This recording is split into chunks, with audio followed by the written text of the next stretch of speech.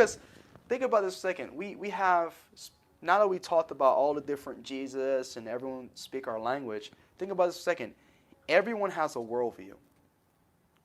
Everyone does. When someone says, "Oh, I don't believe in anything," that's a worldview, right? That's an atheist worldview, right? And the thing is, you see all these different worldviews. Agnostic, right? They say, "Well, I don't know." Agnostic, I don't know if you guys know. Basically, they're saying we're too unsure whether if anything could be ultimately true. And if you question that, you say, "Was that ultimately true?" You see the inconsistency of that worldview. Now with atheism, Richard Dawkins you can use. I don't know if you guys ever read. I read a few. Like I said, I'm not a big book reader. But Richard Dawkins, he says that there's no ultimate truth. That there's no justice ahead of us. That's just sky. There's no heaven. And he says there's no hell. It's just dirt. And it's just pitifulness and blindness. And we're just meat bone running through the surface. That's the worldview of today's generation that teaches kids our age right now that worldview, that bootleg worldview. But you know what happens? That's the worldview right here, right? There's no ultimate truth. We're just meat bone running through the surface, right? Here's the Christian. It says, nope, there is ultimate truth. There is a God. We're made in His image. And God beforehand made us in His image, right? But what happens with the atheist when he gets right here? That's the Christian worldview right there. This is the atheist worldview, and what they do. When someone breaks in their house, no, there's no ultimate truth. And when they break in, hey, that's my stuff. What are you doing? And just like, wait, hold on, dude. You're stealing from my worldview, bro. There's no ultimate truth. Why does it matter? We're just meat bone running through the surface, bro. It's just stardust bumping into stardust. Why does it matter? What happened is he's made in the image of God, and he cannot resist stealing from God because he needs God to make sense of anything. Because if Richard Dawkins is right, that there's no ultimate truth, right?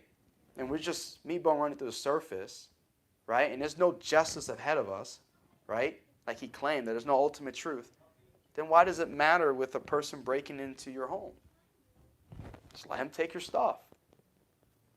And the reason why he can't resist it is because he's made in the image of God.